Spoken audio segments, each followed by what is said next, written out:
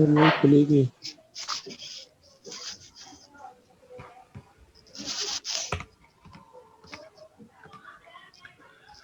तो प्रैक्टिकल 1 के अंदर ना हमारे पास 3 चीज़ें हैं, जैसे 4, 6, 8। ये हमारी पॉपुलेशन है, ठीक है। हाँ। और ये हमारी पॉपुलेशन अगले सवाल में आगे जाके बढ़ जाएगी या चेंज हो जाएगी। अभी जहाँ पे 3 है सिर्फ। तो इसमें हमने करना है कि हमें एन जो दिया हुआ है 2 दिया हुआ है, मतलब हमारा सैंपल साइज 2 का है और हमारी कितनी पॉपुलेशन है, 3 है। तो हमने इसका पूरा बनाना है सैंपल जितने भी बनते हैं पॉसिबल, ठीक है। अब सैंपल विद रिप्लेसमेंट लिखा हुआ है। तो विद रिप्लेसमेंट और विदाउट रिप्लेसमेंट ये 2 केस होते हैं, ठीक है। विद रिप्लेसमेंट का मतलब क्या है, एक चीज़ 2 बार आ सकती है, जैसे 4, 6 आ गया तो दोबारा 4, 8 आ सकता है, मतलब एक नंबर दोबारा यूज हो सकता है। लेकिन विदाउट रिप्लेसमेंट में क्या होगा कि एक बार एक चीज़ आ गई, दूसरी बार नहीं आएगी।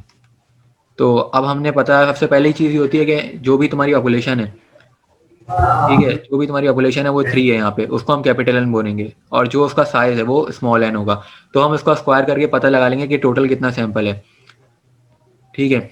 तो हमें पता चल गया कि हमारे जो भी बनेगा वो 9 बनेगा, मतलब 9 पॉसिबल सैंपल्स हैं। इससे ये फ़ायदा है कि हमारे लिए आसानी हो गई कि हम पहले हम यहाँ पे एम की जो नंबरिंग करी हमने 1 से लेकर 9 तक, ये वो देख के करिए। सबसे पहले टेबल बनाया हमने एम और नंबरिंग कर दी। और ये जो हमने लिखा है 4,4, ये पॉसिबल सैंपल्स हैं, ये हमने खुद से बनाने हैं, लेकिन ये 9 से ज़्यादा बन नहीं सकते, क्योंकि अगर हम आगे जाएंगे तो फिर रिपीट हो जाएंगे, हमने रिपीट हाँ, नहीं करना। तो आवाज बहुत कट रही है तुम्हारी। आवाज़ अटक रही है।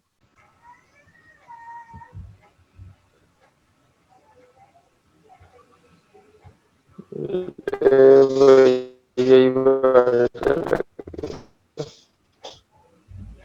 यार नेट का इशू मुझे लग रहा है कि नेट का इशू है, इसलिए डिस्कनेक्ट हुआ। मैं अगर किसी को पीडीएफ शेयर कर दूं ये वाली, तो कोई और शेयर कर दे, मुझे लगता है पीडीएफ शेयर करने की वजह से ज़्यादा इशू आता है, लोड आ जाता है।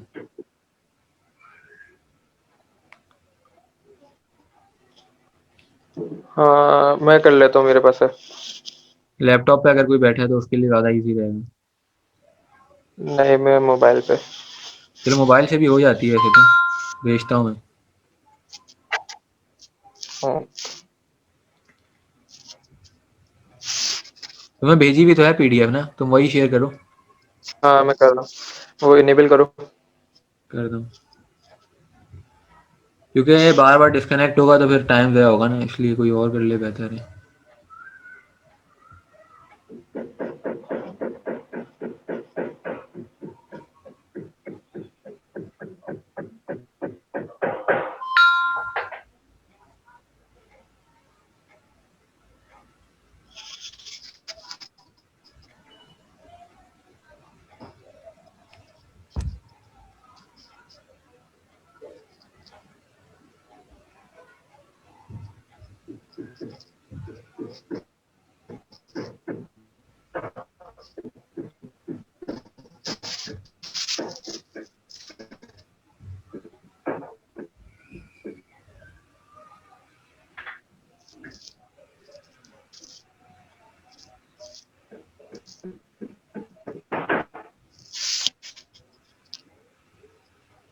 ठीक है, हाँ सही है।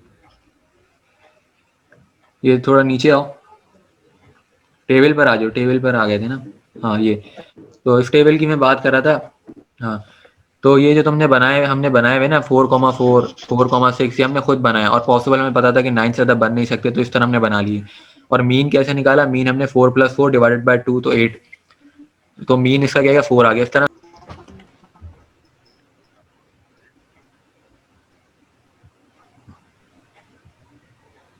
हेलो, आवाज़ आ रही है?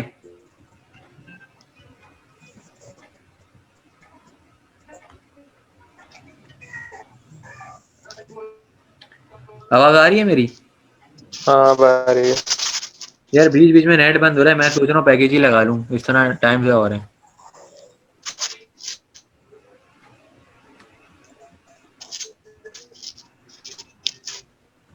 तो मैं ये बात करता, मीन का तुम लोग को समझ आ गया कि हमने सैंपल बनाए, इसका मीन निकाला। अब उसके बाद जो ये स्टैंडर्ड डेविएशन,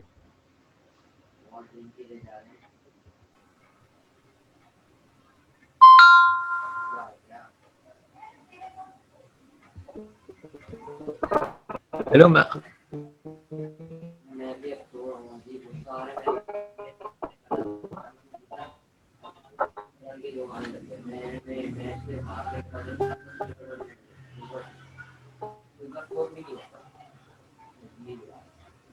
हेलो, आवाज आ रही है मेरी?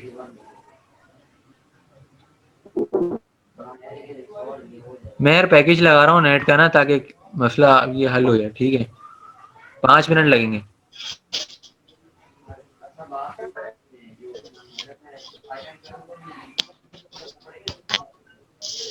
मैं कह रहा हूँ मैं नेट का पैकेज लगा रहा हूँ।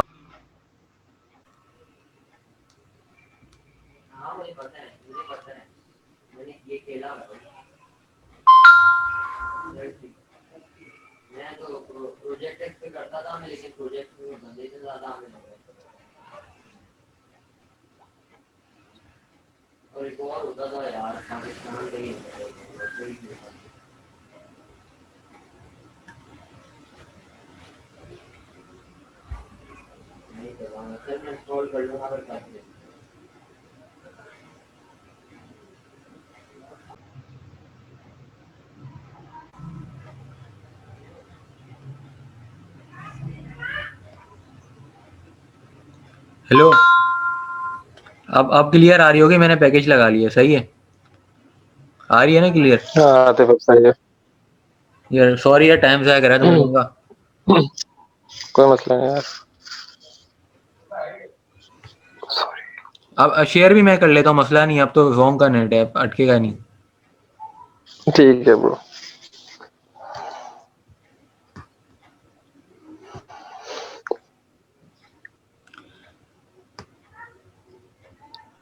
तो मैं ये बात कर रहा था कि हमने वहाँ से देख के नंबर निकाल लिए 9।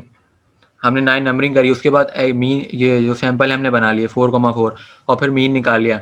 मीन कैसे निकालते हैं? दो वैल्यू को ऐड करके डिवाइड बाई 2 करते हैं, मीन आ गया। उसके बाद ये एस स्क्वायर है वेरिएंस। वेरिएंस तो यहाँ पे देख के हमें नज़र आ रहा है कि 4 और 4 में कोई वेरिएशन नहीं, तो 0। और 4 और 6 में वेरिएशन 2 की है तो 2।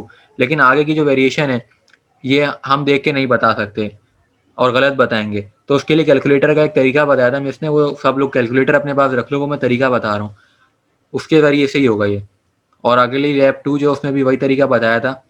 तो उसमें सबसे पहले करना ये है कि मोड जो है, मोड पे जाने। आतिफ, हाँ बोलो बोलो। यार वो कैलकुलेटर वाला तरीका जो है वो वीडियो में एक बता देना, अलग से वीडियो। अलग से ही बता दूंगा, लेकिन अभी इसको स्किप कर दूंगा तो फिर वो लोग बोलेंगे यार हमें वेरिएंस नहीं आ रहा हाँ, निकाल। तो सबसे पहले तुमने तो मोड पे जाना है, वेरिएंस कैलकुलेटर रख लो अपने पास। है ना, अलग से वीडियो ग्रुप पे डाल देना, अभी समझा हाँ दो। अभी मैं बता रहा हूँ कि मोड पे चले जाओ, मोड पे जाओ, ठीक है। और उस पर तुम्हारे पास बहुत सारे नंबर आ रहे होंगे, तो फिर 3 पे स्टैट लिखा आ रहा है, तो स्टैट पे जाओ। ठीक है, स्टैट पे चले गए, फिर 1 दबाना। 1 दबाओगे तो तुम्हें वेरिएंस पे चले जाओगे, 1 माइनस वेरिएंस। और फिर वहाँ पे तुम्हें एक टेबल बना हुआ होगा मैट्रिक्स की तरह, जहाँ पे 1 2 3 लिखा आ रहा होगा, ये क्लास में बताया था। ठीक है, सबसे पहले तुमने मोड दबाया, मोड के बाद 3 दबाया, स्टैट्स पर है, और फिर 1 दबाया। फिर उसके बाद तुम्हें जो वैल्यू एंटर करनी है, जैसे हमारी वैल्यू है 4, ठीक है, तो 4 दबाया हमने, फिर इक्वल का इक्वल दबाया, फिर 4, फिर इक्वल। ठीक है, तो उसके बाद डन। हमने ऑन बटन दबा देने हैं। तीसरी वैल्यू नहीं है हमारी, तो जो 2 ही है, ऑन दबा दिया, मतलब वैल्यू गायब। उसके बाद हमने करना है शिफ्ट दबा के 1 पे दबाने हैं, मतलब शिफ्ट दबाएंगे तो 1 के ऊपर जो स्टैट लिखा होता है उस पर हम चले जाएंगे, तो उस पर चले गए। फिर हमने 4 दबाने हैं, 4 पे वेरिएंस है। अब वेरिएंस जो है वो 2 टाइप का है। ठीक है, वेरिएंस की 2 टाइप आ रही हैं। अब लोगों के पास कैलकुलेटर डिफरेंट है, तो मैं दोनों डिफरेंट कैलकुलेटर पे बता देता हूँ कि क्या आ रही है। मेरे पास तो देखो, एक ये वाला साइन बना आ रहा होगा इस तरीके का, सिग्मा और एक्स। तो ये जो होता है ना वेरिएंस, ये होता है सिर्फ एन के लिए। तो ये हम करेंगे तो हमारा जीरो आएगा, क्योंकि वेरिएंस जीरो है, करके कोई भी चेक कर ले तो जीरो होगा। और ये जो एस है,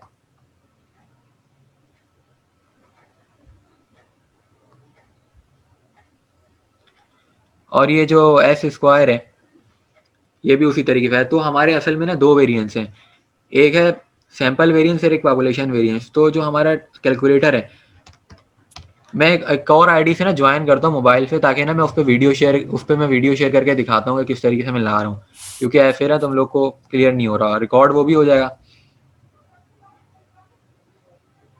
अभी मैं लैपटॉप से मोबाइल से मैं आता हूँ तो वहाँ से शेयर करता हूँ।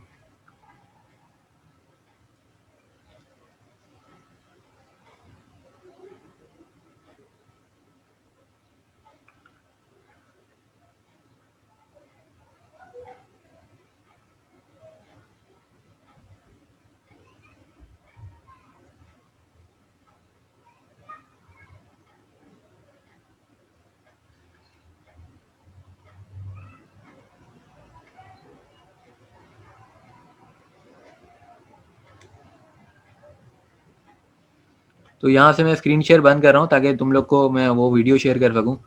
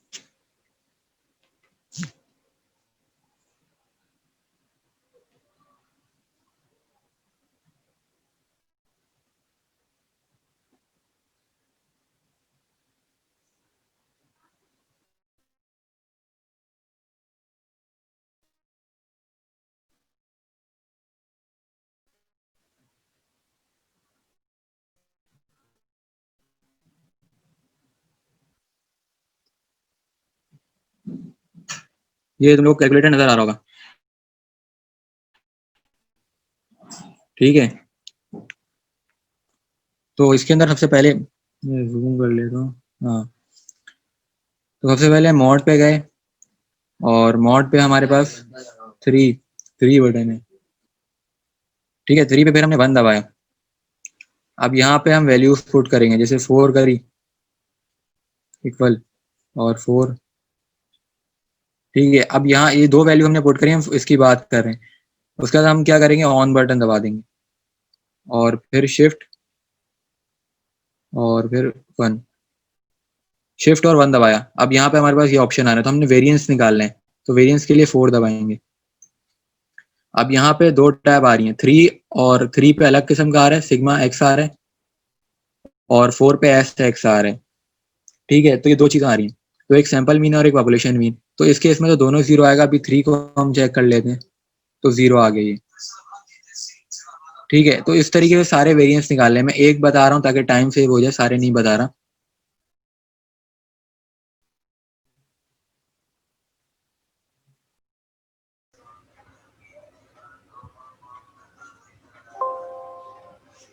तो ये चीज मैंने अभी बताई, तो अब मैं वापस उस पर आ जाता हूँ,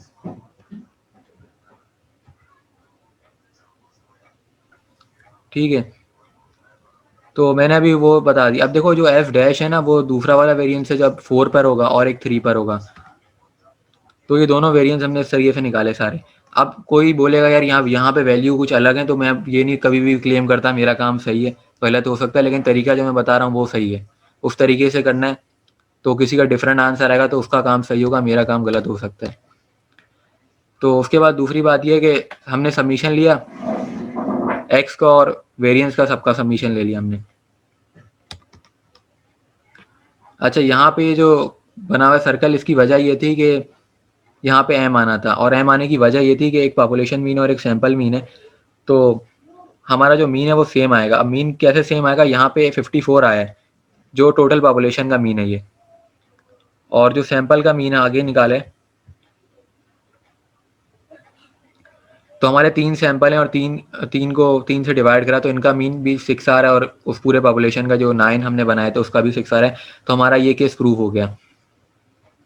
ठीक है, तो लैब वाली अभी जो है इंट्रोडक्शन में यही है हमारा कि हमने सबसे पहले वेरिएंस और उसको प्रूव करना था। तो जो टेबल है हमारा, टेबल तक सबको क्लियर होगा। और ये ऊपर जो साइन नज़र आ रहे हैं, ये साइन लैब का पार्ट नहीं है, ये वाले ये साइन मैंने खुद से लिखे थे क्योंकि उस टाइम उसने बात बताई थी, मुझे पता था मैं भूल जाऊंगा। और कैलकुलेटर में साइन ये आते हैं दोनों, तो इन दोनों साइन का मतलब ये है। और यहाँ पे जो टेबल में साइन है, इन दोनों का साइन का मतलब ये सिर्फ याद करने के लिए मैंने लिखे थे, इसका लैब से ताल्लुक नहीं। और बाकी ऊपर क्वेश्चन था।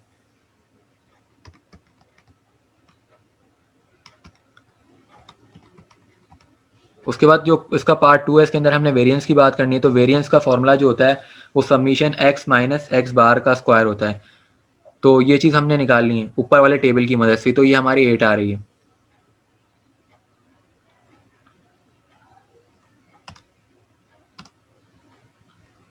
ठीक है, अब जो वेरिएंस है हमारा उसको हम n से डिवाइड करेंगे। ठीक है, ऊपर वाले टेबल की मदद से जो आई ना वो ये है, क्योंकि हमने जो इसके नीचे 9 लिखा हुआ है ये ऊपर वाले टेबल की मदद से आई है। और ये जो 8 आई है इन 3 चीज़ों का वेरिएशन है।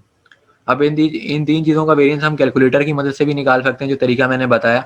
और डायरेक्ट भी इधर जो तरीका हुआ उसके ज़रिए से टेबल बना के भी निकल सकता है, x माइनस एक्स बार करके ना। मतलब x माइनस एक्स बार का मतलब है कि जो भी वैल्यू उसको हम उसके मीन से माइनस करेंगे। और मीन हमारा 8 था, मीन हमारा 6 था बल्कि, उसके जरिए से। तो यहाँ पे भी जो वेरिएंस वाला केस है भी प्रूफ हो गया। तो 2.66 आ रहा है दोनों तरफ। लेकिन उस तरफ प्रूफ नहीं हुआ, उसकी वजह ये है कि वो दूसरा वाला है, इसके ऊपर डैश लगा हुआ है, तो दूसरे वाले की वैल्यू चेंज आई थी, तो ये प्रूफ नहीं होगा। दोनों प्रूफ नहीं होंगे। तो हमने असल में प्रूफ ये करना था कि ये वाला इक्वल है, मतलब सिंपल जो एक्स स्क्वायर है जो कि वेरिएंस है, लेकिन जो डैश वाला है वो नहीं है, तो वो इक्वल नहीं है। तो ये दोनों चीज़ हमने प्रूफ करनी थी, दोनों चीज़ें प्रूफ हो गई।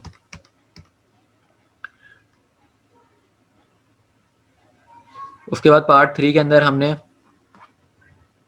जो हमारा मीन है, ये एक्स बार जो है मीन है टोटल, ये लिखा है। अच्छा, यहाँ पे ये मेरे पास मुझे लगता है गलती है, यहाँ पे एम जो है नहीं होगा, ये एम जो है कोई चीज़ नहीं है ऐसी। किसी और के पास काम होगा तो देखेगा अपने काम में कि क्या है यहाँ पे। लेकिन ओवरऑल जो मीन और वेरिएंस की लॉजिक थी वो मैंने बता दी।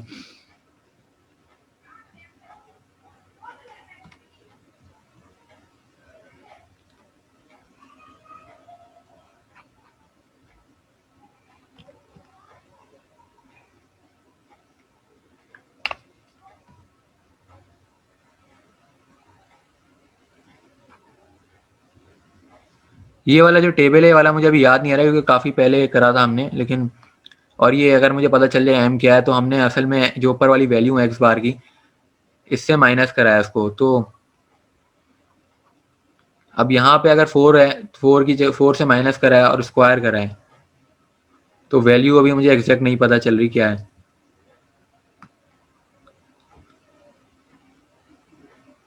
लेकिन असल में ये जो भी चीज़ है वेरिएंस ही है, क्योंकि एंड में इसको इक्वल करा हुआ है वेरिएंस के। तो ये मैक्स लिखा हुआ है, ये चीज़ मुझे याद नहीं आ रही क्या है, लेकिन ये चीज़ पता चल रही है कि वेरिएंस ही है हमारा। और वेरिएंस 12 था और एन जो है हमारा 3 थे। मतलब इसमें करना ये है कि दो चीज़ें हैं, एक तो ये है कि एन जो है कहीं पे 9 और कहीं पे 3 है। उसकी वजह है कि हम दोनों के लिए कर रहे हैं, एक सैंपल और एक पॉपुलेशन। जो पॉपुलेशन है वो 9 है, पॉपुलेशन मीन हो गया, पॉपुलेशन वेरिएंस हो गया। वहाँ पे जब भी हम वो निकालेंगे वो 9 होगा, वो टोटल के लिए होगा। और जो सैंपल होगा उसमें एन जो होगा वो 3 होगा, क्योंकि हम एक सैंपल की बात करें। और जो 3 वैल्यूज़ हैं वो क्या होंगी, 4, 6, 8, जो सवाल में 3 दी हुई हैं। तो ये जो वेरिएंस निकाला गया है, ये जो ऊपर वाला पूरा टेबल है, ये उन्हीं चीज़ों का वेरिएंस निकाला गया है। लेकिन ये टेबल का अभी मुझे लॉजिक याद नहीं आ रही, किसी को पता है तो बता दे कि किस तरीके से टेबल बना था, क्योंकि काफ़ी पहले की लैब है ये। बाकी रिकॉर्डिंग मैंने इस क्लास की भी करी थी, तो मैं उसको सुन रहा था तो मुझे कैलकुलेटर वाला मेथड आया था, वरना मैं कैलकुलेटर वाली चीज़ भी भूल गया था। उसके बाद प्रैक्टिकल नंबर 2 पर आ जाते हैं। प्रैक्टिकल नंबर 1 में हमने मीन और वेरिएंस और आतिफ हाँ आतिफ देखो, इसमें जो है ना, ये जो एम लिखा हुआ है, ये हाँ। मुझे लग रहा है कि ये जो है ना मीन है, मीन तुमने देखो ऊपर निकाला हुआ है 6, थोड़ा ऊपर आओ। हाँ वो हाँ, मुझे और पता थोड़ा है, ऊपर करो।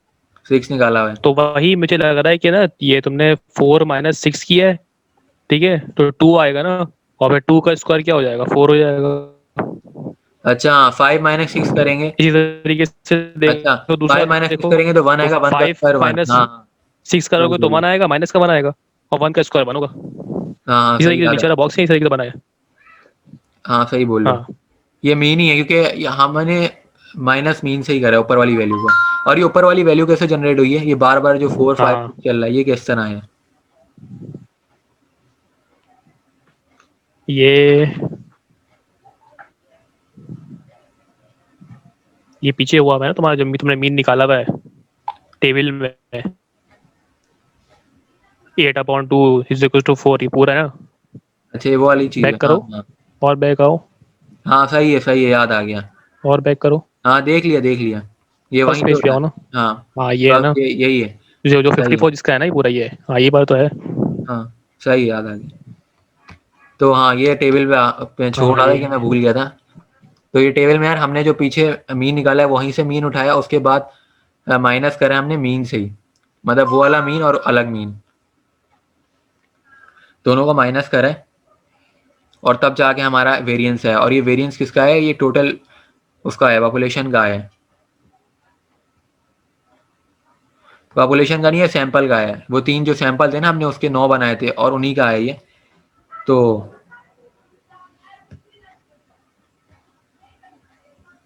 ये जो ये प्रूव हुआ है एंड में आगे जाके जब हमने।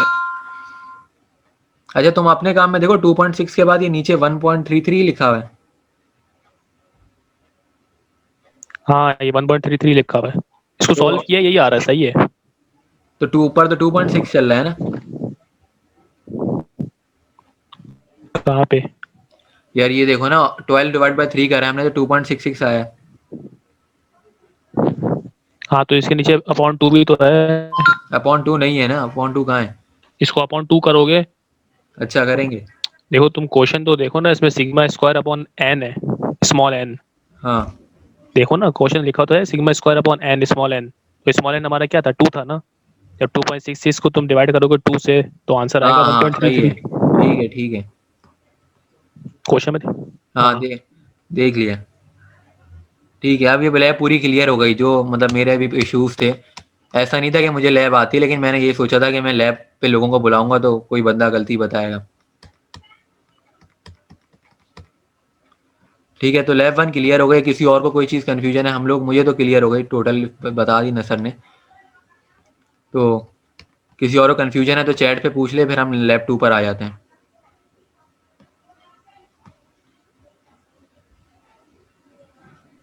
अच्छा ये 2 पे आ जाओ।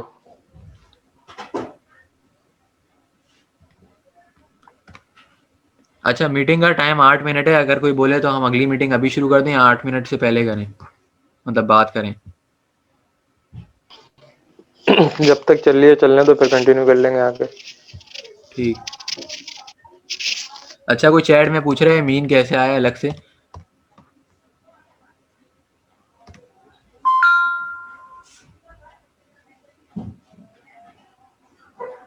अच्छा शुरू से एक दफ़ा लैब का रिव्यू दे दूं, चलो ये अच्छी बात है, लैब का रिव्यू दे देता हूँ शुरू से।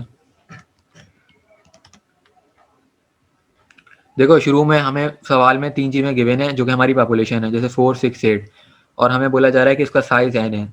मतलब ये कि हमने इसका एक सैंपल बनाना है जिसमें 2 ही चीज़ें एक वक्त में आएंगी। ठीक है तो उसके बाद हमने करा ये कि हमारी जो पॉपुलेशन है वो क्या है, कैपिटल एन ले ली, और जो उसका साइज़ है वो स्मॉल एन।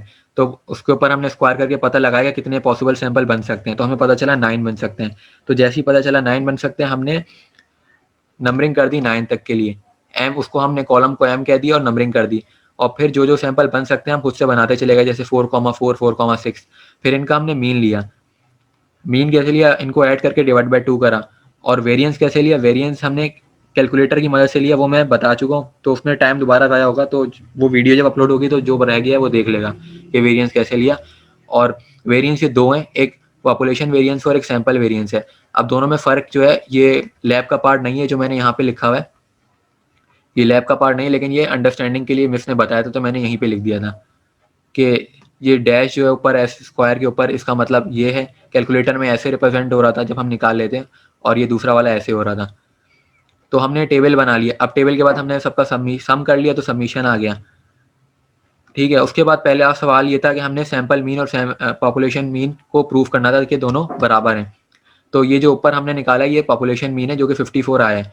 सैंपल मीन कैसे निकालेंगे? सैंपल मीन निकालेंगे जो हमारी 3 वैल्यूज हैं उनको ऐड करके डिवाइड बाय 3 करेंगे तो हमारा सैंपल मीन आ जाएगा। तो ये दोनों चीज़ें हमारी प्रूव हो गई। 54 को 9 से इसलिए डिवाइड करा कि उधर हमारी 9 वैल्यूज थी, और इसको 3 से इसलिए करा कि इधर 3 है, लेकिन एट द एंड हमें पता चला कि हमारा दोनों का मीन बराबर है। तो ये लैब का पहला पार्ट हुआ। दूसरे पार्ट पर आते हैं। दूसरे पार्ट के अंदर हमने सैंपल मीन और सैंपल वेरिएंस की बात की गई थी। अब यहाँ पे दूसरे पार्ट में 2 क्वेश्चन है। पहला क्वेश्चन ये है कि सैंपल मीन और सैंपल वेरिएंस और पॉपुलेशन वेरिएंस सेम है, लेकिन जो दूसरा वेरिएंस होता है जिसमें n-1 होता है, वेरिएंस की भी 2 टाइप होती हैं, तो जो दूसरा वेरिएंस है वो उसके बराबर नहीं है। ये चीज़ें हमने प्रूव करनी है। तो ये टेबल हमने किस तरीके से बनाया?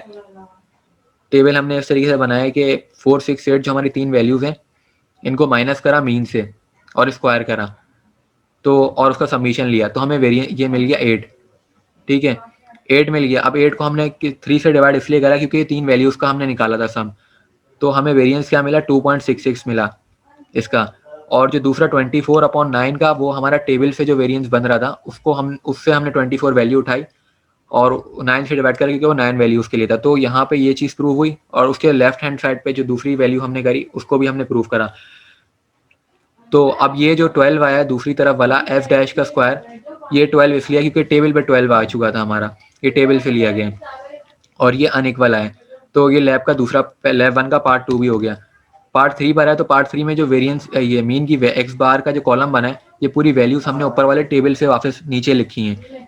ठीक है, ये पूरी वैल्यूज वहाँ से लिखी हैं, और फिर इसको माइनस करा है हमने मीन से, जो कि मीन हमारा 6 ऊपर प्रूव हुआ था, उससे माइनस करके स्क्वायर करा है। तो ये सारी वैल्यूज उस तरीके से जनरेट हो गई, और फिर इनका सम कर दिया। और सम करने के बाद हमने डिवाइड करा जितने चीज़ें थी, मतलब 3 चीज़ें थी हमारी टोटल पॉपुलेशन, तो 3 से डिवाइड करा तो हमारा 2.66 आया। अब 2.6 को मजीद 2 से डिवाइड इसलिए करा क्योंकि हमारा क्वेश्चन था ये sigma square divided by n, तो n जो था हमारा 2 था, स्मॉल n, तो इसलिए 2 से डिवाइड करा इसको, तो 1.33 प्रूव हो गया। तो लैब 1 कंप्लीट हो गई, और मीटिंग का टाइम भी खत्म हो गया। तो मैं दोबारा मीटिंग बुल करता हूँ, अभी लिंक भेजता हूँ आपको, ठीक है, एंड करके। लैब 1 में किसी कुछ पूछना है तो पूछ लो, 4 मिनट रह गए।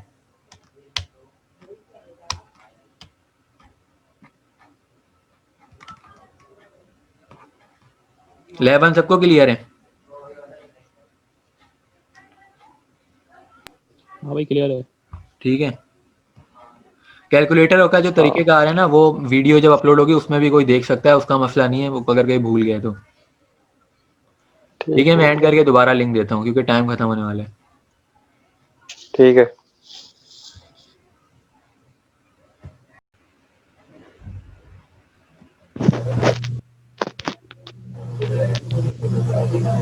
अब प्रैक्टिकल नंबर 2 पर आ गया। प्रैक्टिकल नंबर 2 में ज़्यादा टाइम नहीं लगेगा क्योंकि 1 जो था उससे ये सिमिलर है, और इसके अंदर हमारा जो चेंज आया है वो ये आया है कि हमारी जो पॉपुलेशन है वो थोड़ी चेंज हो गई है।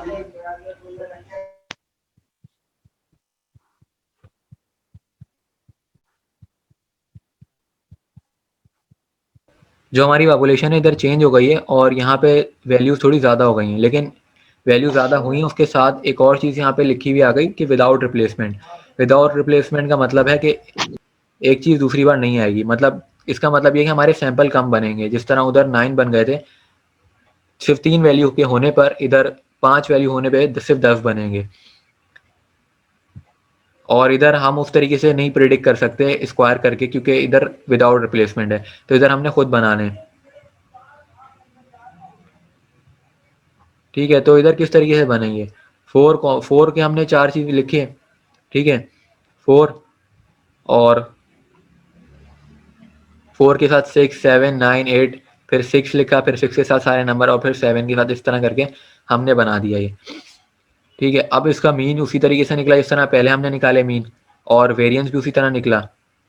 ठीक है, और ये मीन का स्क्वायर निकाला गया, इधर आखिरी जो कॉलम है इसमें स्क्वायर करा गया।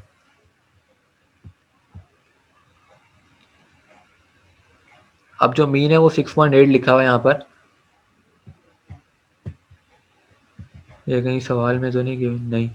अच्छा, मीन के हमने किस तरीके से निकाला है, मीन जो ऊपर हमारी 5 वैल्यूज हैं इनको ऐड करके डिवाइडेड बाय 5 करें, क्योंकि 5 वैल्यूज हैं तो इनका मीन आ गया।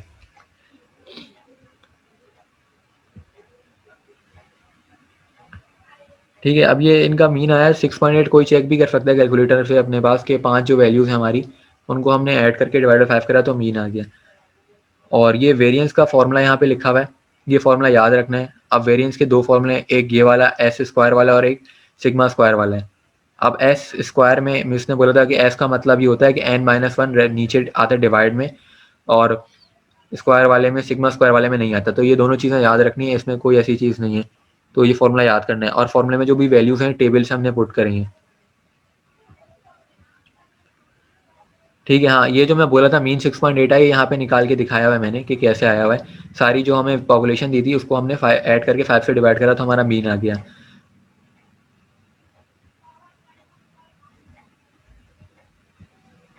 और ये जो हमारा वेरिएंस है, सैम्पल वेरिएंस जो एस वाला है, मतलब जिसमें n-1 आता है, इसको एक हमने फॉर्मूले से निकाला तो तब भी 3.7 आया।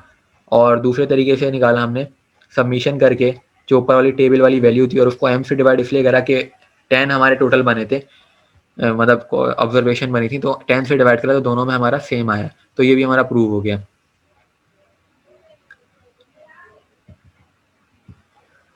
उसके बाद जो दूसरा वाला वेरिएंस है जो सिग्मा वाला है, वो भी हमारा प्रूव हो गया। उसके अंदर भी हमने सिर्फ वैल्यूज पुट करी। अब यहाँ पे ये जो 4735.5 आया, ये हमारा टेबल से आया, और 10 से डिवाइड करा हुआ 10 हमारी उधर ऑब्जर्वेशन थी, और बाकी इससे माइनस भी करा, क्योंकि वेरिएंस का एक फॉर्मूला होता है ना, ई समीशन एक्स बार का स्क्वायर माइनस समीशन एक्स बार का होल स्क्वायर, ये एक फॉर्मूला होता है जो हम पहले से पढ़ते आ रहे हैं, ये फॉर्मूला लगा है। और उधर दूसरी तरफ साइड पे जो फॉर्मूला लगा है, ये फॉर्मूला, ये जो है, ये हमने जो ऊपर लिखा हुआ था फॉर्मूला सिग्मा स्क्वायर का, ये वो वाला फॉर्मूला है। तो इधर भी दोनों वैल्यू सेम है। तो इस लैब 2 के अंदर सिर्फ तुम लोग को फॉर्मूला याद रखने हैं, और जो मेन कॉन्सेप्ट था कि जो लैब 1 में मैंने का कॉन्सेप्ट था वही कॉन्सेप्ट यहाँ पे लगा है कि हमने टेबल बनाना है और वेरिएंस निकालना है किस तरीके से कैलकुलेटर से, और वो तरीक़ेकार जो है वो वीडियो अपलोड होगी तो उसमें भी देख सकते हैं। तो लैब 3 पर आ जाते हैं। लैब 3 के अंदर हमारे पास यूनिफॉर्म डिस्ट्रीब्यूशन है, और ये जो सवाल है ये एसएम के पास पेपर में आया हुआ है। तो कहने का मकसद ये कि लैब जिन लोगों ने नहीं करी थी उनका लॉस पेपर में भी होता है, सिर्फ लैब में नहीं होता। तो ये जो मेथड ऑफ मूवमेंट्स है ये इधर भी, ये पेपर में भी आता है। तो यूनिफॉर्म डिस्ट्रीब्यूशन का हमें पता है कि इसके अंदर 2 पैरामीटर होते हैं, ए और बी, लेकिन इधर एक पैरामीटर 0 है। तो यहाँ पे इसी वजह से जो उसका फंक्शन है, जो पीडीएफ है, वो 1/थीटा रह गया, वरना इसका b-1/b- थीटा का फंक्शन होता है। तो फंक्शन जो है लोगों को पता होगा कि यूनिफॉर्म डिस्ट्रीब्यूशन का b- होता है, लेकिन यहाँ पे चेंज है। उसकी वजह है कि हमारा एक पैरामीटर गायब है जो कि 0 है। सवाल की मैं बात कर रहा हूँ, अभी सोल्यूशन बनी है। उसके बाद इसका जो 1 है पार्ट, इसमें लिखा हुआ है drive an expression for the method of movements. तो हम एक्सप्रेशन ड्राइव करेंगे मेथड ऑफ मूवमेंट्स की, जो कि पेपर में हमसे अक्सर पूछी जाती है। उसके बाद जो क्वेश्चन नंबर 2 है इसका, इसमें बोला गया कि हमने 30 सैंपल ड्रॉ करने हैं, लेकिन इधर थीटा की वैल्यू 5 रखनी है और जो साइज है वो 3 रखना है हमने।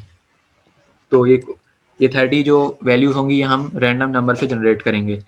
उसके बाद जो उसका पार्ट 4 है, इसके अंदर हमने ऑब्टेन करना है ईच सैंपल से, ये भी जब उस पर आएंगे तो ये पता चल जाएगा। और हमने वेरीफाई करना है मेथड ऑफ मूवमेंट एस्टिमेशन को थीटा से, जो कि हमारा है। तो सबसे पहले हम मूवमेंट्स पे आ जाते हैं, पहला पार्ट पे। तो मूवमेंट्स का जो हमें पता है पिछले सेमेस्टर में हम करते हैं कि जो भी हमारा पीडीएफ होता है उसको हम एक्सपेक्टेशन निकालते हैं, और एक्सपेक्टेशन निकालने के लिए एक्स मल्टीप्लाई होता है पीडीएफ से। तो वही हमने करा है, एक्स मल्टीप्लाई करा है, और पीडीएफ हमारा क्या था, वो 1/थीटा था। तो उस पर इंटीग्रेशन लगाई तो हमारा जो पहला मूवमेंट आया वो क्या है हमारा, वो थीटा स्क्वायर थीटा/2। अब ये थीटा/2 आया, लेकिन यूनिफॉर्म डिस्ट्रीब्यूशन का मीन हमें पता है क्या होता है, वो होता है a+b/2।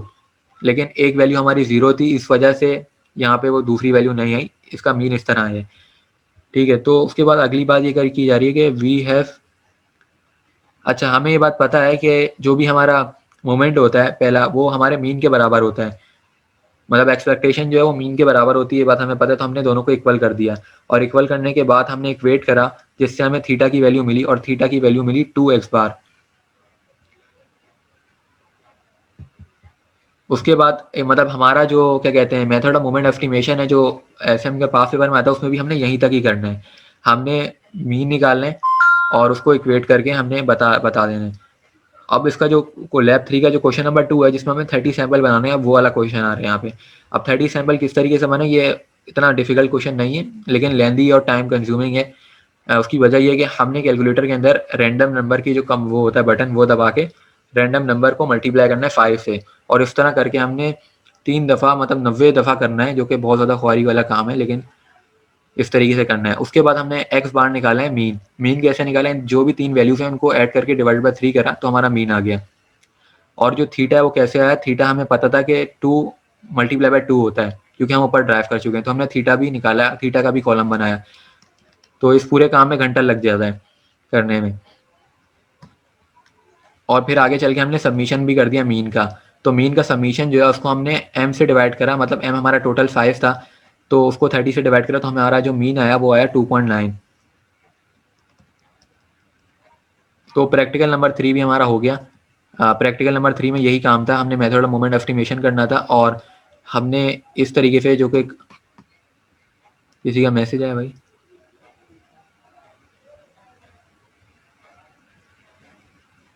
हाँ लास्ट कॉलम जो है, लास्ट कॉलम में हमने 2 को मीन से मल्टीप्लाई करने की वजह ये है कि हमने ऊपर ड्राइव करा है, ये जो ड्राइव करा है इसकी वजह से हमने थीटा का कॉलम बनाया, तो ये वजह है। और इसी वजह से हम जो ये उसका अगला पार्ट इसलिए ये कि पीछे का लिंक है आगे से।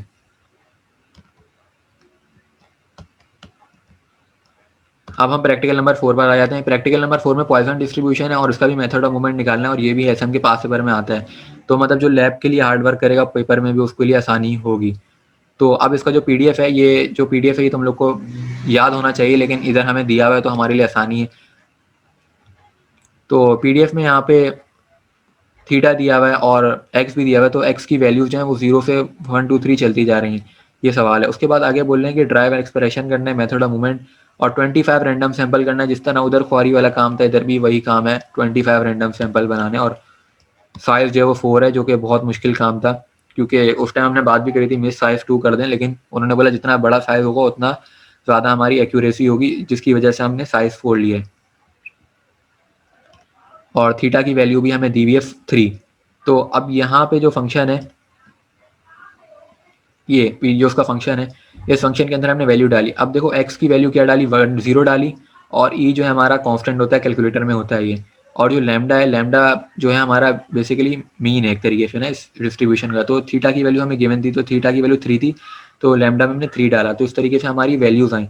अब इन वैल्यूज़ को हम 11 तक क्यों लेके गए, पहला सवाल जो भी कर रहा है उसकी वजह यह है कि हमने जो भी फंक्शन निकाला, फंक्शन की भी हमने 2 टाइप पढ़ी थी प्रोबेबिलिटी में, कि एक पीडीएफ होता है और एक सीडीएफ होता है। तो पीडीएफ स्मॉल एफ होता है, सीडीएफ कैपिटल एफ होता है।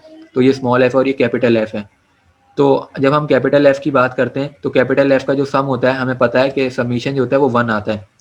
तो हम इसको सम करते चले गए, जैसे इस वाली को वैल्यू को उसमें ऐड करा, इस तरह करके एट द एंड हमने जब सम करा ना इन सब का पूरा करा, तो हमारी क्या वैल्यू आई, 1 आई। पूरा जब हमने सम करा तो हकीकत में 1 नहीं आई, कम आई है, लेकिन हमने खुद से कर दिया अप्रॉक्सीमेट, क्योंकि हमारे पास, हम ऐसे कब तक करते रहते, 11 के बाद बहुत ज़्यादा हो जाता। तो मिस ने हमें खुद बोला था कि आपने 11 तक करनी, आगे नहीं जानी। अब जो रेंजेस है, रेंजेस हमने खुद बनानी है, तो इन रेंजेस से हमें आगे फ़ायदा होगा। तो रेंजेस हमने देख के बनानी है कि 0 और 1 की रेंज बनाई, फिर 2 और 4 की, मतलब जो भी हमारी वैल्यूज़ लाई करी उसको देख देख के हमने रेंज बनाते जाना है। तो एट द एंड जो हमारी फाइनल रेंज होगी वो 99 होगी। अब ये रेंजेस को याद भी करना चाहे तो कर ले, इस रेंजेस में कोई ऐसा मसला नहीं है, लेकिन इस रेंज से जो हमारा यूज़ है, वो यूज़ हमारा ये है कि आगे जो काम आ रहा है उसमें हमारे काम आएगा। लेकिन अभी हम पहले आ जाते हैं एक्सपेक्टेशन पे। जिस तरह उधर मेथड ऑफ मूवमेंट में निकालते हैं, तो मूवमेंट हमने इसका निकाला, इसके पीडीएफ का, तो इधर भी हमारा थीटा जो है वो 2x आया। तो मोस्टली जितने भी सवाल होते हैं मेथड ऑफ मूवमेंट के, उसमें हमारा यही आ रहा होता है, थीटा की वैल्यू 2x। अब ये जो है 25 सैंपल जो हमने बनाया, और साइज हमने n रखा था, n हमारा साइज था जो कि 4 था, तो जिसकी वजह से हमारे जो रैंडम नंबर है वो 1 2 3 4 है, देख रहे हो सब। तो और उधर जो 30 है, वो m जो है वो 25 तक हम लेके गए, नीचे 30 तक ले गए। 25 तक लिखा था शायद, लेकिन इसमें कोई मसले की बात नहीं, क्योंकि एट द एंड जितना हम बढ़ाएंगे शायद उतना हमारी एक्यूरेसी होगी। तो ये सारे रैंडम नंबर हैं कैलकुलेटर से निकाले हुए। अब ये जो वैल्यू है ना x1 x2 x3 x4, ये वैल्यू जो आई है नंबर्स में, ये वैल्यूज हमने लिया रेंजेस से। हमने क्या करना है, एग्जांपल के तौर पे ये पहली वैल्यू को हम देखते हैं जो कि 0.603 है। अब ये वैल्यू जो है कहाँ पे लाई करती है, ऊपर वाले टेबल में हम जाते हैं, ये वाली वैल्यू थी ना, ये 0.6 थी, तो ये लाई कर रही है 6 में। उधर से हमने नंबर देखना है x का, तो हम वहाँ से नंबर देख के लिखते जाएंगे जो भी वैल्यू लाई करेगी। बल्कि हाँ, ये 5 में कर रही थी, तो 0.603 5 में लाई कर रही थी, तो वहाँ से हमने देखा। इस तरह करके ना हर वैल्यू को हमने देखना है, इसमें भी बहुत ज़्यादा टाइम लगेगा। और दूसरी बात ये कि इन सब का फिर हमने मीन निकालना है। मीन हमने ऐड करके डिवाइडेड बाय 4 करा है, तो मीन निकालिए। टेबल दिखने में बहुत बड़े हैं, टाइम भी लगेगा, लेकिन ओवरऑल कॉन्सेप्ट बहुत आसान है। उसके बाद हमने करा ये कि जितनी भी वैल्यूज़ थी हमारी, मतलब हमने मैंने यहाँ पे सबमिशन नहीं करा, मुझे करना चाहिए था, और हम सबमिशन करते तो हमारी 141.75 वैल्यू आती, और हमने 30 से डिवाइड करके मीन निकाल लिया। मीन है 4.72, और हमने जो हमारा जो लैम्डा है वो 5 है, तो ये अप्रॉक्सीमेट हो रहा है कि मतलब किलो वैल्यू एग्जैक्ट नहीं आई, लेकिन हमने इसको अप्रॉक्सीमेट करके लिख दिया, क्योंकि राउंड ऑफ जब हम करते हैं तो 5 से बड़े पे राउंड ऑफ हो जाता है।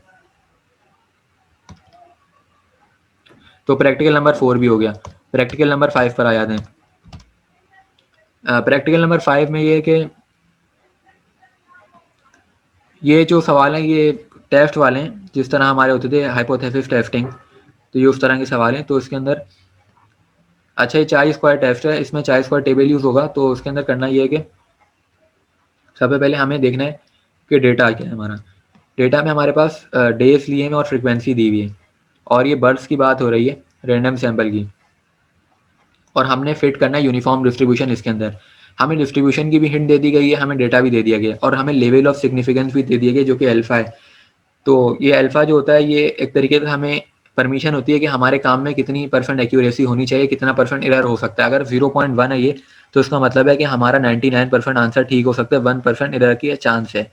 और डिग्री ऑफ फ्रीडम हम कैसे निकालते हैं? डिग्री ऑफ फ्रीडम ऐसे निकलते हैं कि ये जितने हमारे डेज हैं, डेज 7 हैं, तो हम उनमें से 1 माइनस कर देंगे, तो वो डिग्री ऑफ फ्रीडम होता है हमारा। तो डिग्री ऑफ फ्रीडम हमारा 6 हो गया। अब हमने टेबल बनाना है। टेबल कैसे बनाया? हमने डेज का कॉलम बनाया, और जो एक दिन है, एक दिन की प्रोबेबिलिटी क्या है होने की, वो कैसे पता चलेगी? वो मतलब एक दिन में 700 बर्ड्स की बात हो रही थी ना, मतलब टोटल 700 बर्ड्स हो रही थी, तो एक दिन में कितनी होंगी?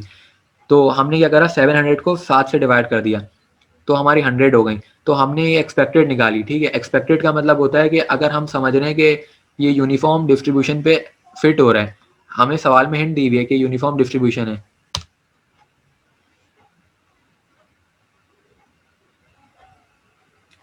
अच्छा, एक सवाल है कि डिग्री ऑफ फ्रीडम जो है वो सारे टेस्ट में सेम होती है। अभी जैसे चाई स्क्वायर टेस्ट है, तो जेड टेस्ट भी हमारा, टी टेस्ट भी है, तो ये कंडीशन पे मैटर करता है। अब इसके मुतालिक बहुत डीप स्टडी रिक्वायर्ड है, लेकिन अब तक हमारा जो कोर्स चल रहा है उसमें हमारे साथ यही हुआ है कि 1 माइनस करके हमने निकाला है। मैं एक एक्सेप्शन हो सकती है कि कहीं ऐसा ना हो, तो मैं इसलिए क्लेम नहीं कर रहा कि हमेशा ऐसा होता है, लेकिन मैंने जितने भी क्वेश्चन अब तक करें वहाँ पे ऐसा ही हुआ है। लेकिन एक मैं यूट्यूब पे वीडियो देख रहा था, वहाँ पे कुछ बता रहे थे केसेस ऐसे भी हैं जहाँ पे डिग्री ऑफ फ्रीडम हमेशा n-1 नहीं होती। तो वो केस हमने नहीं करे, लेकिन पॉसिबल हर चीज़ है, वो होते हैं। वो ऐसे एक सवालात भी आते हैं, हमारे कोर्स में नहीं है खैर। तो हमने एक्सपेक्टेड क्यों ये एक्सपेक्ट करा कि यहाँ पे 100 होगा हर जगह? हमने एक्सपेक्ट इसलिए करा क्योंकि हमें सवाल में बोल दिया गया था यूनिफॉर्म डिस्ट्रीब्यूशन, और यूनिफॉर्म डिस्ट्रीब्यूशन का मतलब होता है कि हर चीज़ यूनिफॉर्म में बराबर है। मतलब हमारा हर दिन बराबर है, तो हर दिन जब बराबर है और हमारी जो टोटल बर्ड्स हैं 700 हैं, तो हम डिवाइड कर देंगे 7 से, तो हमारी सारी बर्ड्स हो गई 100 हर उसमें। उसके बाद ये ओ जो है ये ऑब्जर्व है, ऑब्जर्व जो हमें डेटा में गिवन है, तो हमने वहाँ से लिख दिया, और फिर हमने ऑब्जर्व माइनस एक्सपेक्टेड करा, तो ये वैल्यूज आ गई। फिर इनका स्क्वायर करा। अब ये सारी जो चीज़ें हो रही हैं फॉर्मूले की वजह से हो रही हैं, इसके पीछे कोई लॉजिक नहीं। जिसको फॉर्मूला पता होगा वो ये चीज टेबल बना लेगा पूरा, क्योंकि फॉर्मूला में रिक्वायर्ड चीज़ों को देख देख के हम बना सकते हैं। तो ये टेबल पूरा कैलकुलेशन वाला है। अब ये जो फॉर्मूला है इसके अंदर क्या है, समीशन ओ माइनस ई का स्क्वायर डिवाइडेड बाय ई। तो ये हमारी जो वैल्यू आई है ये कैलकुलेटेड वैल्यू कहलाती है। ठीक है, और ये टेबल की मदद से ली गई है। तो ये समीशन सबका समीशन है, एक्सपेक्टेड का भी और ऑब्जर्व माइनस एक्सपेक्टेड का स्क्वायर का भी, दोनों का समीशन है। और अब उसके बाद देखो इसमें करना क्या होता है, हमने प्रेडिक्ट हाइपोथेसिस होता है ये, तो एक वैल्यू हमारी कैलकुलेटेड होती है और एक टेबुलेटेड होती है। तो टेबुलेटेड वैल्यू कैसे निकालते हैं, टेबुलेटेड वैल्यू ऐसे निकालते हैं कि हमें अल्फा दिया हुआ है और डिग्री ऑफ फ्रीडम दिया हुआ है, तो काई स्क्वायर टेबल होता है, उस टेबल से हम जाके देखते हैं। तो वो टेबल जो है मैं शेयर करता हूँ और उस टेबल पे मैं दिखाता हूँ कि किस तरीके से हमने देखी है वैल्यू 0.01 और डिग्री ऑफ फ्रीडम 6। तो मैं गूगल पे जाता हूँ, वहाँ से टेबल निकालता हूँ।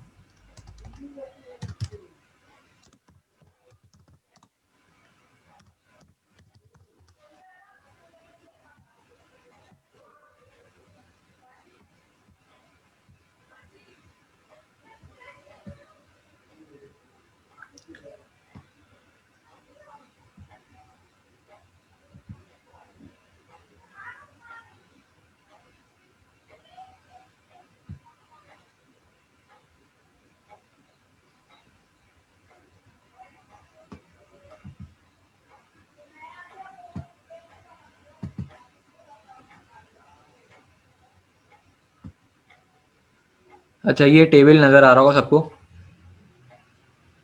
इस इमेज को मैं डाउनलोड करता हूँ ताकि बिल्कुल क्लियर नज़र आए।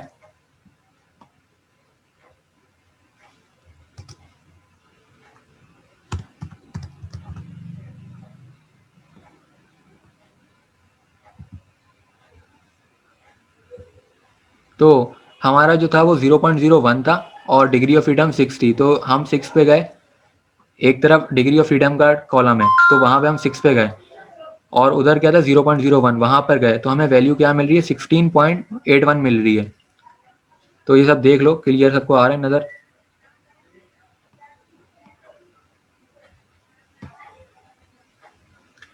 उधर 6 है डिग्री ऑफ फ्रीडम, और हम यहाँ पे ऊपर से नंबर देखते हैं, जो भी हमारा लेवल ऑफ सिग्निफिकेंस होता है अल्फा की वैल्यू उसको देखते हैं। तो हमारी 0.01 था तो उसकी वजह से हमारा 16 आ रहा है, ठीक है। तो अब मैं उसको शेयर करता हूँ जो हमने निकाली, उधर भी देखना 16 ही होगा।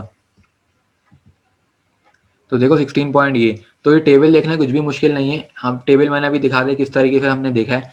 तो हमने टेबल से वैल्यू देख ली, ठीक है, और हमने कैलकुलेटेड वैल्यू करी, दो वैल्यूज हमने निकाली। अच्छा, ये जो सवाल है ये यहाँ पे ख़त्म हो गया, लेकिन आगे कमेंट है जो कि मैंने नहीं करा। और कमेंट क्या होगा, कमेंट ये होगा कि हमारा जो हम कहते हैं ना रिजेक्टेड या एक्सेप्टेड, वो जो बात होती है वो इस तरह कहते हैं कि जो भी हमारी वैल्यू टेबल से आई है, ठीक है, वो वैल्यू बड़ी होनी चाहिए किससे, कैलकुलेटेड वाली से। कैलकुलेटेड वाली हमारी असल में बड़ी है, तो इसका मतलब है कि ये मॉडल जो है यूनिफॉर्म डिस्ट्रीब्यूशन पे फिट नहीं हो रहा, तो हम रिजेक्ट कर देंगे। जो भी हमसे बोला गया हम बोलेंगे कि हाइपोथेसिस इज रिजेक्टेड, या रिजेक्टेड हम नहीं लिखते, हम लिखते हैं वी फेल टू रिजेक्ट। तो इधर हमने असल में ना हाइपोथेसिस करा नहीं है, इधर हमसे कोई उस तरह की बात करी नहीं गई, हमने बस कोशिश करनी थी कि फिट हुआ है नहीं। लेकिन अगर हमसे यहाँ पे बोल दिया था कि आप बताओ कि रिजेक्ट है या नहीं, या हाइपोथेसिस करो, तो फिर हम वो स्टेटमेंट लिखते। तो इसलिए सवाल यहीं पे ख़त्म है, लेकिन हाइपोथेसिस वाले सवाल भी हैं। उसके बाद अगला सवाल ये है कि इसके अंदर भी हमें लेवल ऑफ सिग्निफिकेंस दिया हुआ है और हमें प्रोबेबिलिटीज़ दी हुई हैं, और इधर हमारा ये हाइपोथेसिस वाला है।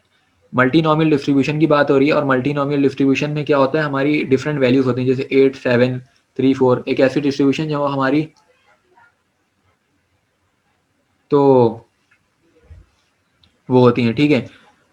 उसके बाद जो हमारा HN है और H1, ये हमने बताया कि sample data from multinomial distribution, sample data set from specified distribution. मतलब दो हमने एक हाइपोथेसिस बना ली, एक हाइपोथेसिस होता है और एक अल्टरनेटिव हाइपोथेसिस होता है, दो हाइपोथेसिस होते हैं।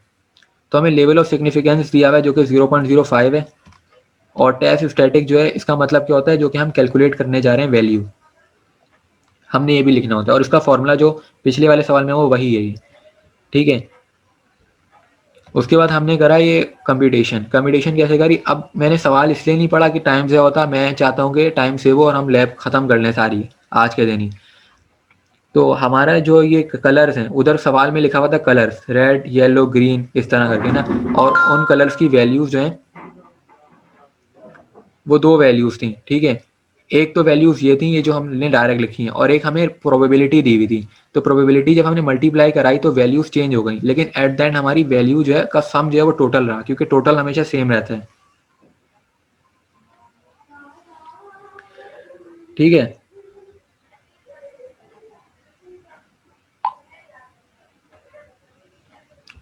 टोटल हमेशा सेम। अच्छा एक बात मैं बता दूं, मेरे पास अभी मैसेज आ रहे हैं कि यार आप मीटिंग रख लो, और जिनको मैं नहीं भेज सका उनके लिए मैं सॉरी बोलता हूँ, और अपलोड हो जाएगी उनके लिए भी, तो और लिंक भेज दिया उन लोगों को भी, वो शायद लेट हो जाएंगे।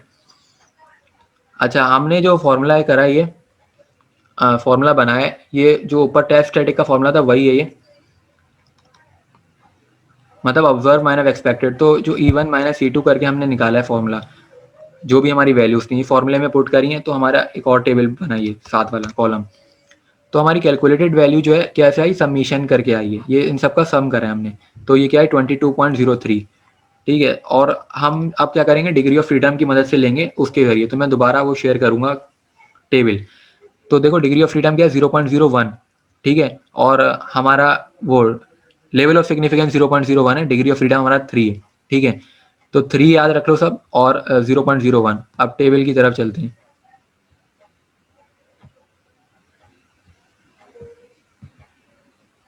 ठीक है, 3 और 0.01, तो ये वैल्यू आ रही है 11.34। एक एंड से हमने डिग्री ऑफ फ्रीडम देखा और ऊपर से हमने लेवल ऑफ सिग्निफिकेंस देखा, तो ये आ रही 11.34।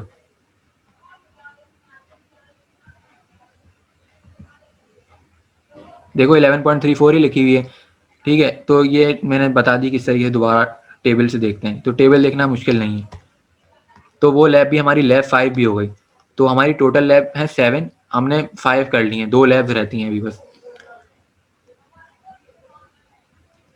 अच्छा यहाँ पे मैंने कुछ भी नहीं लिखा हुआ कि हाइपोथेसिस रिजेक्ट हुआ या नहीं हुआ, लेकिन लिख सकते हैं हम, कंक्लूजन लिख सकते हैं, बहुत लोगों ने मतलब सोल्यूशन में होता है जैसे।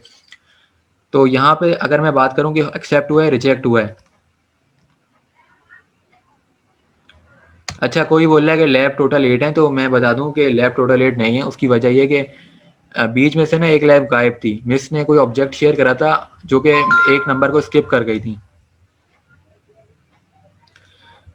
ठीक है। तो इस वजह से मेरे पास मेरे इल्म में तो ये है कि लैब सिर्फ 7 है। अब जिसके पास एक एक्स्ट्रा है वो मुझे भेज दे, ताकि मैं वो भी देख लूँ कि कौन सी लैब है। और एक आखिरी लैब मैंने अभी तक करी नहीं, वो मैंने सोचा था कि पहले जो पिछली हैं उनको मैं कवर करूँ और फिर हम आखिरी लैब पर आएँ। तो लैब प्रैक्टिकल नंबर 6 है।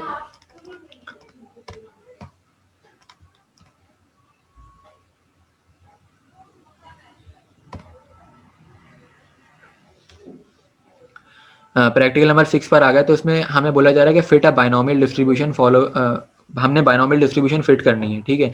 और हमारा जो डेटा है वो बेस कर है कॉइन के ऊपर और नंबर ऑफ हेड्स के ऊपर कर रहा है। अब फ्रीक्वेंसी भी हमें दी है, एक टेबल ही गिवन है हमारे लिए। हमने हाइपोथेसिस बनाना है। हाइपोथेसिस पहला क्या है कि टेस्ट इज गुड, या जो डेटा है वो बाइनोमियल को फॉलो कर रहा है, और टेस्ट या फॉलो नहीं कर रहा। ये दो हमने हाइपोथेसिस लिखने होते हैं। हाइपोथेसिस का मतलब क्या होता है कि जैसे एक साइंटिस्ट कर रहा होता है ना कोई भी ऑब्जर्वेशन, और फिर वो बताता है कि ये चीज़ है या नहीं, तो दो चीज़ें, दो ही पॉसिबल आउटकम होते हैं, या तो कोई चीज़ होगी या नहीं होगी। तो इसी तरह एक H0 होता है और एक H1 होता है, और लेवल ऑफ सिग्निफिकेंस हमारा अल्फा होता है जो कि 0.05 है। और उसके बाद टेस्ट स्टैटिक होता है। टेस्ट स्टैटिक जो है ये फॉर्मूला है, पिछली वाली लैब दोनों में आया है, तो ये फॉर्मूला अब तक लोगों को याद हो गया होगा। फॉर्मूला क्या है भाई, ऑब्जर्व माइनस एक्सपेक्टेड का स्क्वायर डिवाइडेड बाय एक्सपेक्टेड और सबका समीशन। तो अब कंप्यूटेशन लिखा हुआ है यहाँ पे, और ये बाइनोमियल डिस्ट्रीब्यूशन का फॉर्मूला लिखा हुआ है। ये फॉर्मूला भी सबको पता होगा, NC(x, Px, Q, n minus x), और यहाँ पे n जो है हमारा 3 है। उसके बाद हमने लिखा now we estimate parameter by using NP। जो हमारा मीन होता है बाइनोमियल का वो NP होता है।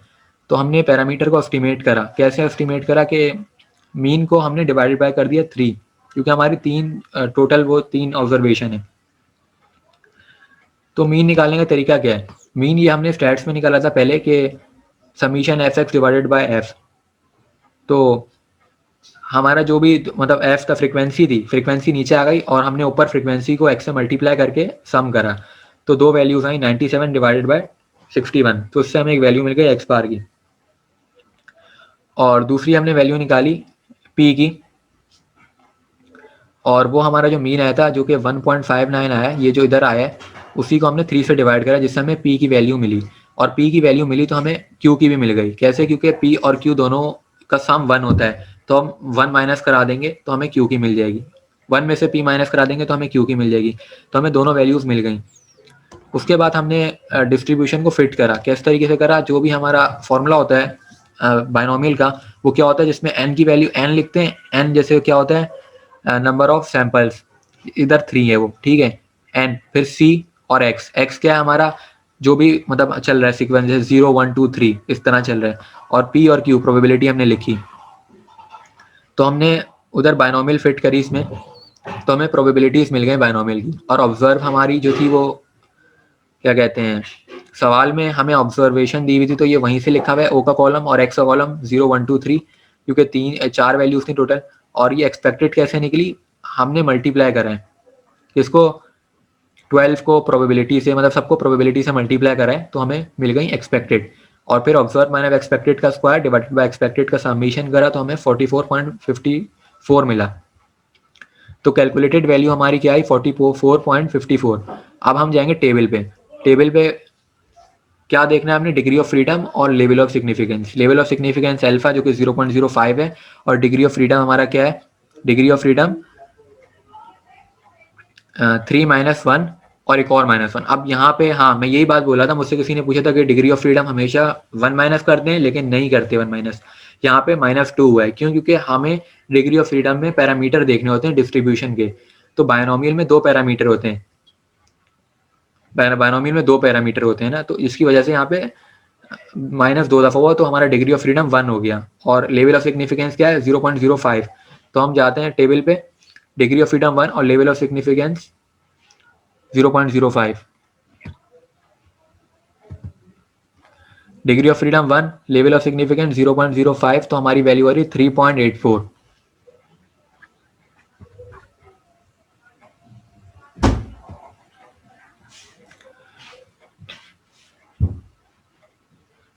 अच्छा, कोई पूछ रहा है डायरेक्टली 2 माइनस नहीं करवा सकते, तो डायरेक्टली 2 माइनस इसलिए नहीं करवा सकते क्योंकि हम दिखा रहे हैं कि हमने क्यों माइनस करा है। मतलब कहने का मकसद ये है कि जो हमारा सोल्यूशन होता है ना, जो इंटरनेट पे स्टैंडर्ड काम होता है, वहाँ पर इस तरीके से हुआ था, तो मैंने उसको फॉलो करा है।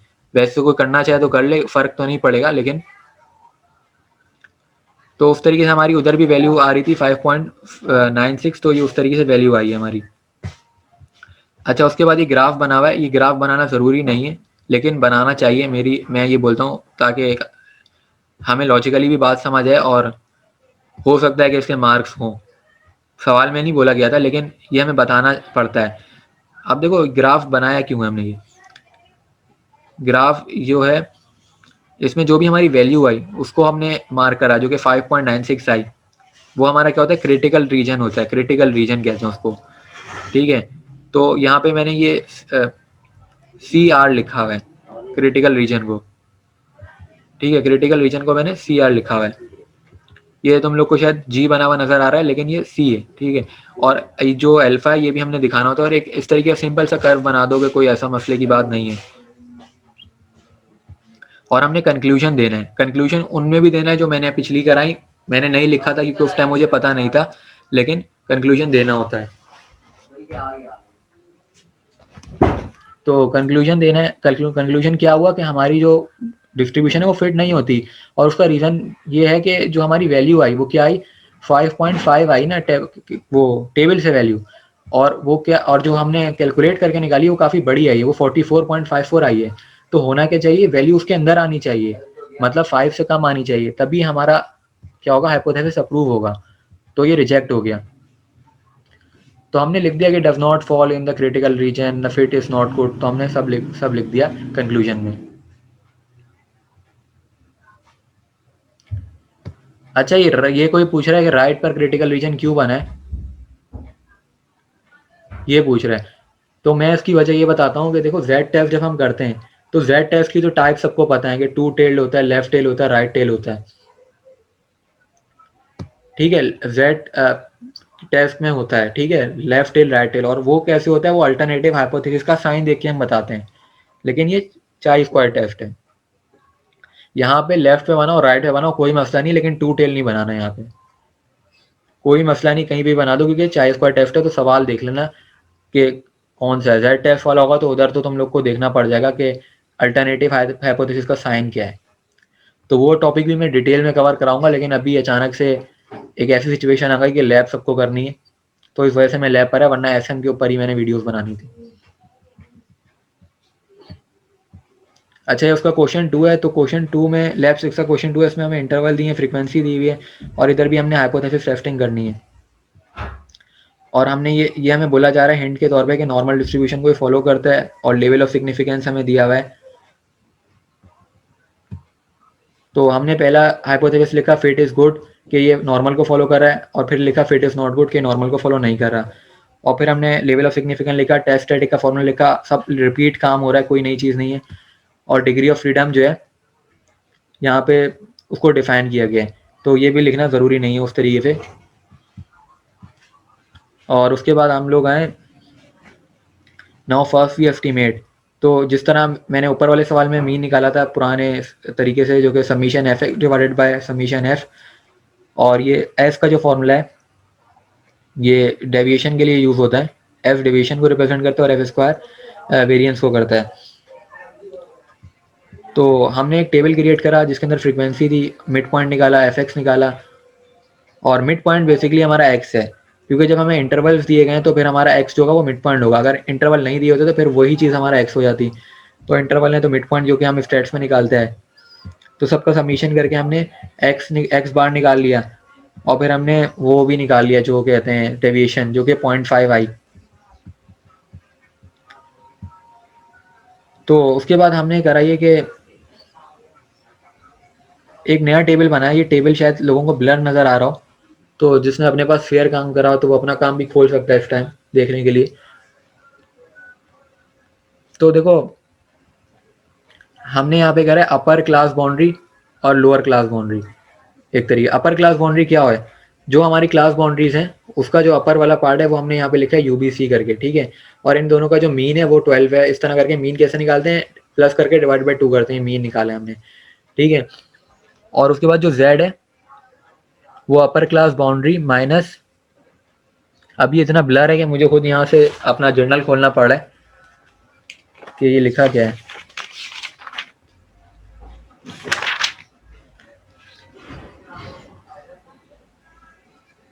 अच्छा, जो हमारा z है वो आया कैसे, upper class boundary minus mean. जो मीन हमारा पहले आया था ना 17.7, उसको डिवाइडेड बाय करा हमने 5.50 से, मतलब वेरिएंस से। तो ये पता है क्या है, नॉर्मल डिस्ट्रीब्यूशन में एक चीज़ लिखी हुई आती है, यहाँ पे पेन में यूज़ करता हूँ। जो z होता है ना ये,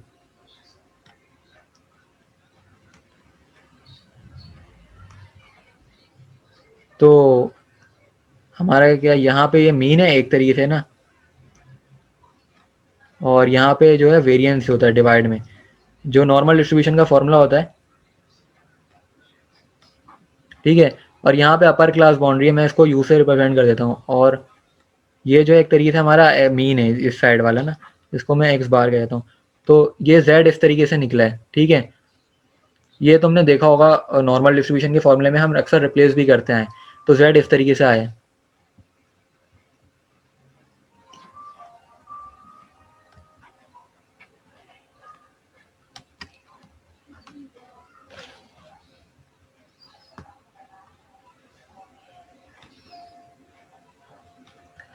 ठीक है, उसके बाद जो दूसरी चीज़ है वो एरिया बिलो z निकाला है हमने, एफ टी लिखा हुआ है ये। और यहाँ पे वैल्यू जो आई है,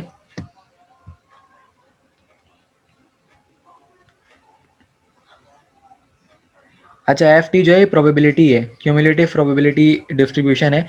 और इसको जब हम ऐड करते चले गए तो ये एट द एंड 1 तक पहुंची है।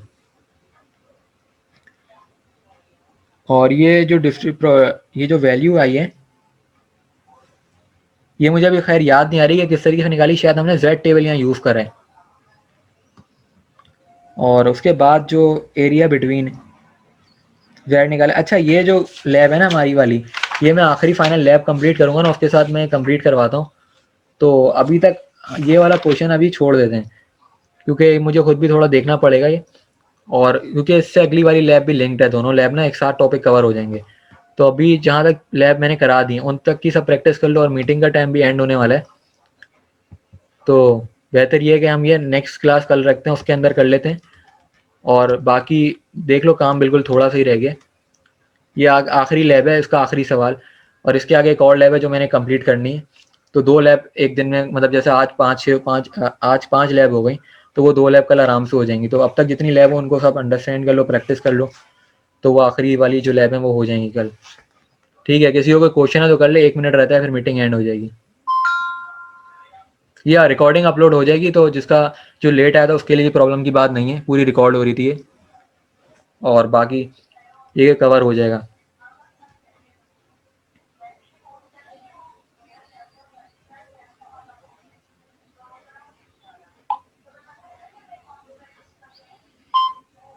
किसी का क्वेश्चन है तो कर ले क्वेश्चन, 1 मिनट रहता है, मीटिंग एंड हो जाएगी।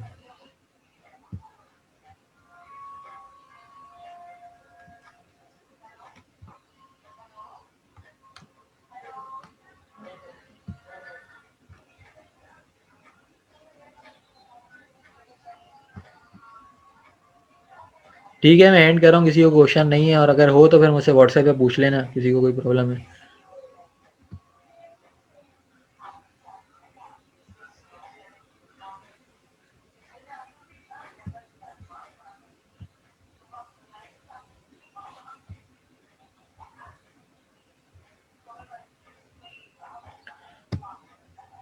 ओके यार, खुदा हाफिज़।